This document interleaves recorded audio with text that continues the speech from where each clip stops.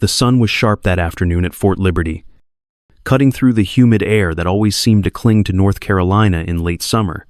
The cadets gathered around the weapons benches, their laughter loud and careless, echoing across the concrete training yard. They were in the middle of advanced leadership prep, the kind of course designed to turn confident recruits into officers who thought they already knew everything. Among them was Cadet James Miller, the type who led not because he inspired respect, but because he demanded it.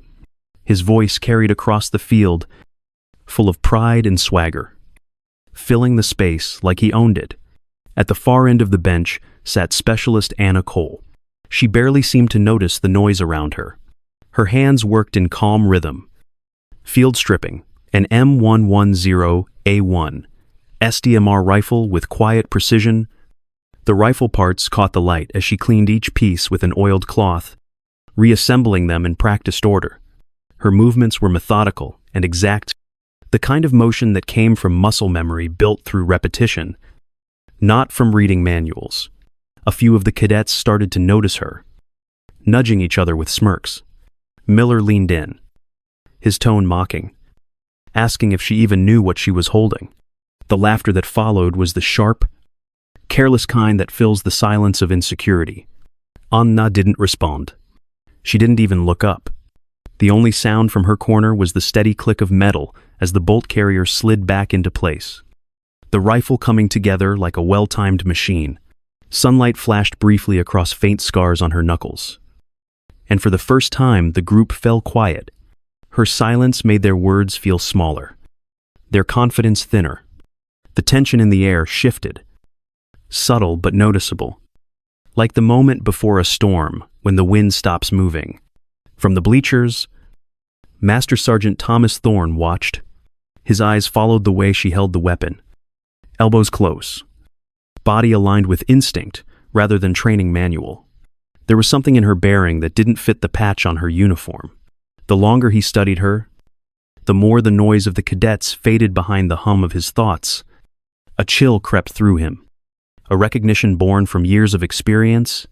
He had seen that kind of focus before, but never from someone wearing the rank of a specialist. As the afternoon sun dropped lower, he realized she wasn't just different. She was dangerous in a way the others couldn't yet understand. Miller stepped closer, his boots crunching on the gravel as he loomed over her. The air between them felt still, the chatter fading. As the rest of the cadets turned to watch, he let out a low chuckle, asking if she even knew how to handle that rifle or if it was just a prop for her desk. His words carried that edge of arrogance that comes from never being tested. Around them, a few cadets laughed too loud, desperate to stay in his good graces. The sound echoed off the concrete walls, harsh and hollow. Anna didn't respond. She locked the bolt forward, heffing a steady, her eyes fixed on the task. The smell of gun oil and sun-warmed metal filled the air. She wiped the receiver with slow precision, the soft scrape of the cloth cutting through the fading laughter. The more she ignored him, the more it stung. The ring of cadets grew quieter, unsure whether to keep laughing or stop. Miller's grin faltered as he watched her slide the magazine into place with practiced ease, the motion smooth and sure. The sunlight glinted off her hands, catching on the small, pale scars across her knuckles. For a moment, the whole scene seemed suspended in that glint, quiet and charged. She rested the rifle on her knee, checking the alignment of the sights without looking up. Miller shifted his weight, suddenly aware of how loud his breathing sounded in the silence. The confidence in his stance cracked. Though he tried to hide it, the quiet around her had weight, pressing in until even the wind felt cautious. From across the yard, Master Sergeant Thorne watched with narrowed eyes. He recognized that stillness, the kind born from long hours under real pressure. To the cadets, it looked like submission. To him, it looked like restraint. His gut tightened as he realized what Miller could not. The silence wasn't weakness. It was warning. Something was about to break. The siren hit without warning, a sharp electronic wail that tore through the training yard. Red lights strobed along the walls, flashing against the gray concrete. The voice over the loudspeaker boomed through static, declaring the start of the red cell exercise in seconds. Smoke canisters burst open, flooding the range with thick gray clouds, the air filled with the acrid scent of chemicals, and the visibility dropped to almost nothing. What had been tense silence only moments before erupted into chaos. Cadets scrambled, coughing and shouting over the blaring alarms. Trying to regain control, but his voice was swallowed by the noise. He yelled for Alpha Team to cover the west entrance and Bravo to hold the line. But no one listened. The drills they had memorized in clean classrooms dissolved in the confusion. Their movements were clumsy. Their rifles held too high. Their communication collapsing under panic. The simulated gunfire echoed off the walls, the sound of blanks cracking like thunder. Every burst made them flinch. They were supposed to lead, but now they were hiding behind cover. They barely understood. Anna Cole didn't move at first. The smoke curled around her as she calmly secured her M110A1 on her back.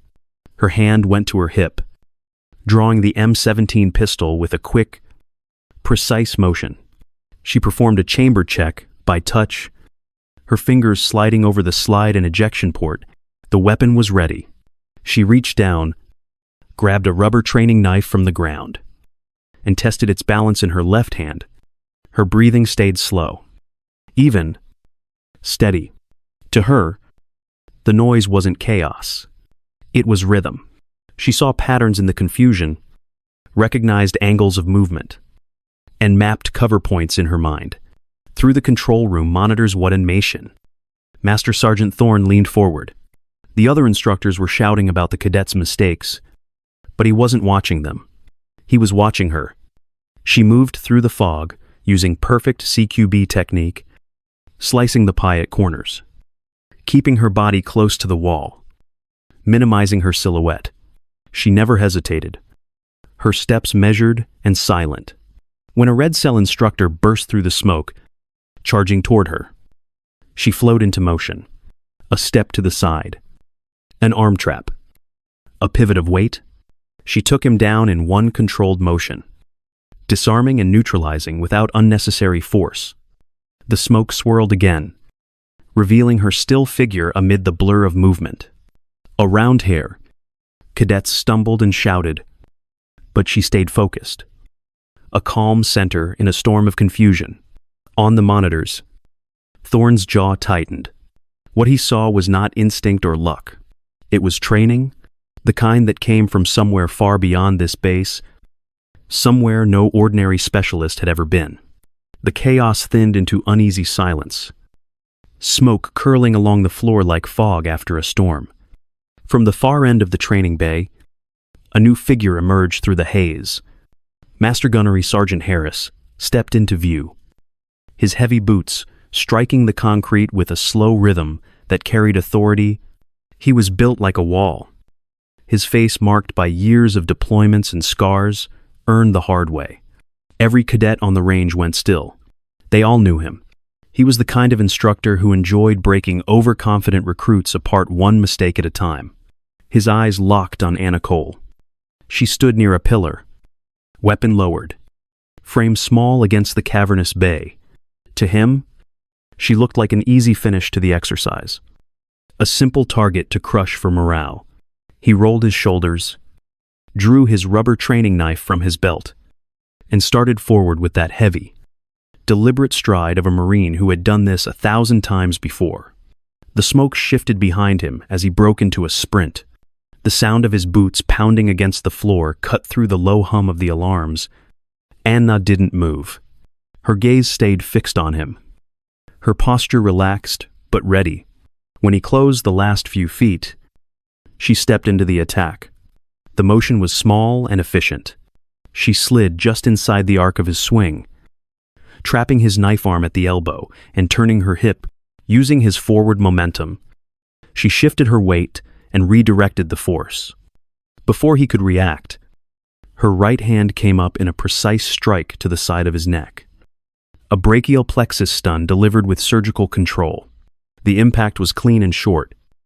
Not a blow of power, but precision. Harris's arm went slack immediately. The knife slipped from his hand, clattering against the concrete. His knees buckled as his body failed to process what had just happened.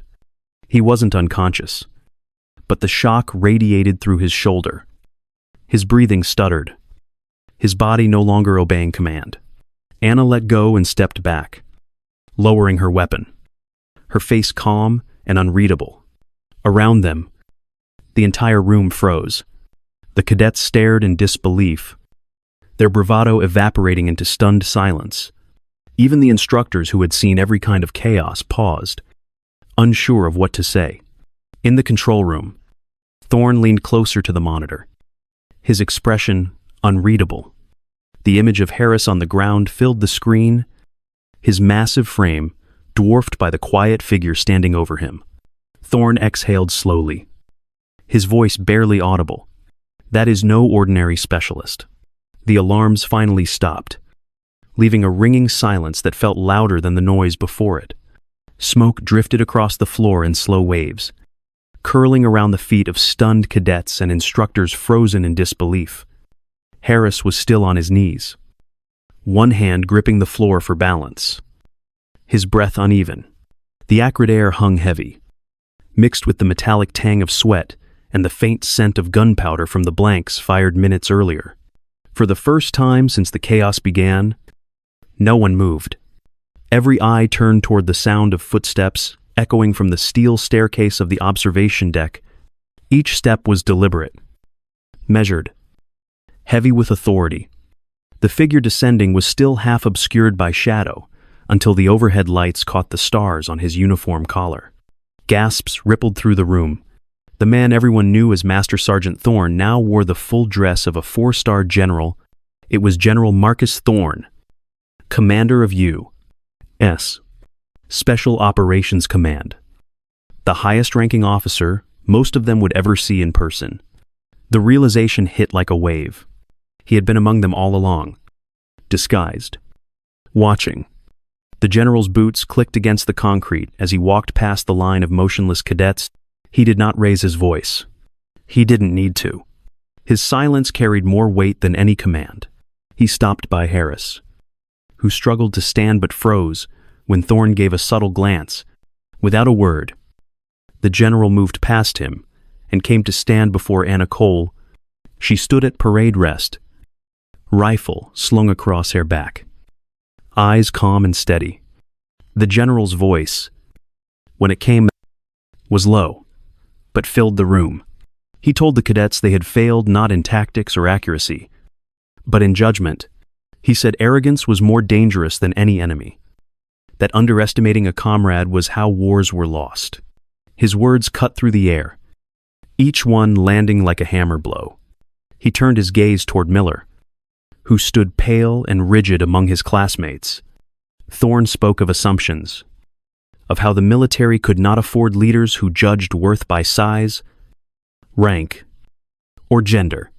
The cadets had seen silence as weakness when it was discipline, and restraint as submission when it was strength. Every word hit harder than any punishment could. Then the general faced the room and gestured to the woman before him. He said her name was not Specialist Cole. She was Lieutenant Commander Anna Cole, United States Navy, DEVGRU operator, one of the few female officers to ever serve in the unit, most knew only by its unofficial name, SEAL Team 6. The air shifted again, the kind of stunned quiet that comes when a truth is too large to process at once. The cadets blinked, as if trying to catch up to what they'd just heard. Thorne went on, recounting her record with quiet reverence. 3 combat deployments, a Silver Star for Valor, 2 Bronze Stars with Valor devices, a Purple Heart. He explained that the nerve strike technique she used was her own creation, officially documented as the Cole Protocol, now taught across Tier 1 close quarters programs. Around the room, even the instructors lowered their eyes. The weight of what stood before them finally settled in. The general stepped back, spine straight, boots together, and raised his hand to a perfect salute. The motion was crisp, deliberate, filled with respect that silenced even the sound of breathing. Anna returned the salute with equal precision, her face composed and still. The general apologized for how she had been received, his tone heavy with sincerity. Her reply was soft, almost conversational, that no apology was needed. They were learning. No one spoke after that. The smoke thinned. The red lights faded to white. The cadets stood in a row of humbled silence, watching a lesson they would never forget. In that stillness, the hierarchy of noise and ego dissolved completely. What remained was something purer, a reverence for quiet competence, and the quiet understanding that they had just witnessed the measure of a true warrior. For a long moment after the exercise ended, no one spoke. The air inside the training bay still held the faint scent of smoke and oil, and every cadet stood in silence, replaying what they had just seen. The image of General Thorne saluting Lieutenant Commander Anna Cole had burned itself into their memory. It was the kind of moment that didn't need words to last. When the cadets were finally dismissed, they walked away quietly, their faces pale, their pride stripped bare. By nightfall, the story had already started spreading beyond the training field. In the barracks, whispers replaced conversation. Some said she wasn't human, that she moved too fast, too calm. Others swore they saw her take down multiple instructors at once, though no one could agree how many. At the NCO club, instructors retold the event over beers, each version growing a little more impossible. By the next morning, someone had emailed a half-serious report titled, "The Day a Navy SEAL Humbled Fort Liberty," and within hours it had reached bases across the country. The truth blurred with rumor, and the myth took root. By the end of the week, her name had turned into slang. To get cold meant being outclassed by someone you underestimated. To pull a Miller meant letting arrogance write a check your skill couldn't cash. The concrete pillar where she had dropped Master Gunnery Sergeant Harris became a landmark known as Cole Point. Cadets began touching it for good luck before drills. A quiet ritual of respect. Even General Thorne made the legend official when he renamed the Red Cell scenario the Cole Protocol exercise. Every new class would now face the same test of humility that had once broken them. Meanwhile, Cadet James Miller found himself assigned to her as an aide for the remainder of her stay. His punishment was quiet and merciless. He followed her through long days of technical briefings and equipment inspections. Watching her solve problems with ease and efficiency, she never raised her voice, never drew attention. Yet everything around her seemed to work better when she was near. The lesson was constant, unspoken, and impossible to escape. Through it all, Anna remained unchanged. She came to work early, left late, and carried herself with the same steady calm she always had. While others spoke of her as legend, she never acted like one. The myth grew larger each day, but she kept her focus where it had always been, on the mission, on precision, on quiet competence. The base had changed around her, reshaped by her presence. Yet she walked through it as if unaware that she had already become a part of its history. For the first few days, Miller's new assignment felt like punishment. He followed Lieutenant Commander Anna Cole from meeting rooms to firing ranges, carrying her case and trying not to make eye contact. Every step reminded him of his arrogance. Every glance from the other cadets whispered the same word, embarrassment. She never mentioned the incident. She simply went about her work, methodical and focused, treating him neither kindly nor coldly. The silence between them was uncomfortable at first, but it slowly became something else. It was discipline, not distance. He watched the way she worked. Whether she was calibrating a secure satellite uplink or cleaning the receiver of her rifle, she moved with the same steady rhythm. There was no hesitation in her hands, no wasted motion. Every adjustment had purpose. Every action, an outcome. It was the opposite of how he used to operate. All noise and confidence covering the gaps he didn't want to admit were there. She was quiet, but the quiet wasn't weakness. It was mastery. Late one evening, around 9:45, the two of them were alone in the communications lab. The hum of the machines filled the space like soft, static. Miller finally broke the silence. He asked her how she had stayed so calm during the red cell chaos, while everyone else lost control. She didn't look up from the terminal. Her voice was even almost gentle. Calm is the byproduct of preparation. She said, "Panic is what happens when you realize your preparation was never enough." The words landed like a clean hit. Miller understood immediately. His arrogance had never been confidence. It had been fear in disguise. A cover for the doubt he refused to face. From that night on, he changed. He began arriving early for drills, staying late for after-hours study. He spoke less, listened more, and asked better questions. The other cadets noticed, but he didn't care about what they thought anymore. What mattered was closing the distance between who he was and what he wanted to be. Sometimes he caught himself just watching her in silence. The calm focus of her work almost meditative.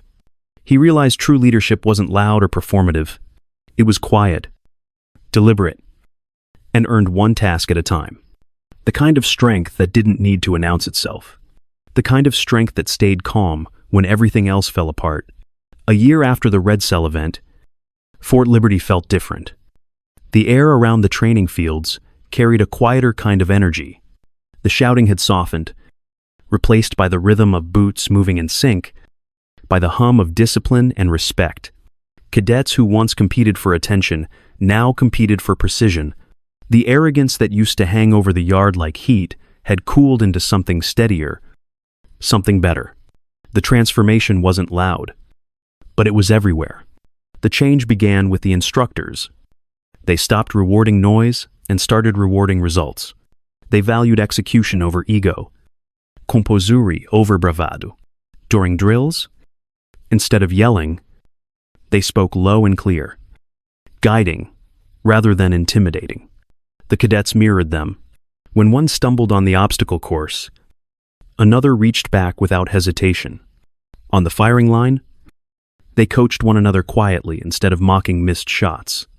There was no speech, no ceremony, no announcement about the shift. It simply happened because everyone knew what it was supposed to look like. They had seen it once. General Marcus Thorne made sure it stayed that way. He ordered the Cole Protocol exercise to become a permanent part of officer training. The test was no longer about chaos or endurance. It was about composure under pressure and judgment under uncertainty. He often said the exercise wasn't about how loud you lead, but how well you listen. The phrase, the Cole Standard, entered the daily vocabulary. It was used in evaluations and casual talk alike, and before every major drill, cadets still stopped by the same pillar in the training bay. They touched the concrete where a quiet woman had once stood her ground. Cole Point became part of Fort Liberty's identity. Anna herself was far away, serving in a place where mountains cut the horizon and the sky was heavy with dust. She moved through her missions with the same deliberate calm, her focus unwavering.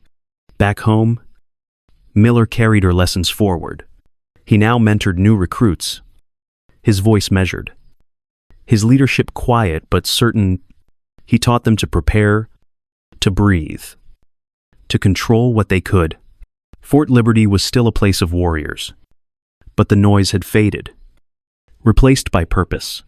The culture she left behind no longer shouted to prove strength. It lived it.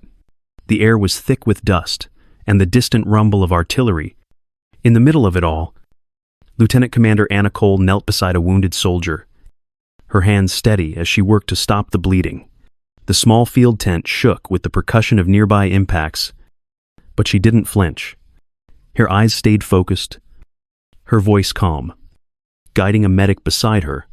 To her, it was just another mission, another life to save, another problem to solve.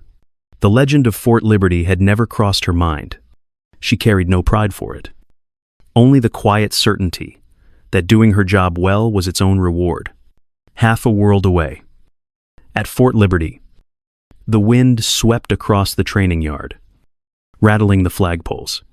A new generation of cadets stood assembled for their first red cell evaluation. Among the instructors stood Second Lieutenant James Miller, now leaner, quieter, and infinitely wiser. He watched as a young cadet laughed at an older logistics officer organizing equipment. Miller stepped forward, calm but firm, and told him a story. He spoke of a quiet specialist who once changed everything by saying nothing. He told him that in their profession, assumptions could kill, and respect was the only currency that mattered. The cadet listened, the smile fading, the lesson taking root. The day moved on. The drills began, and life at the base continued. But her presence lingered. Cadets still touched the weathered concrete of Cole Point before every major exercise. Instructors still mentioned the Cole Standard in debriefs. The wind still moved through the training field like a whisper, carrying her story to those who hadn't yet lived it. In the end, her legacy wasn't carved in stone or written in orders. It lived in posture, in silence, in the calm before every mission. True strength didn't shout. It endured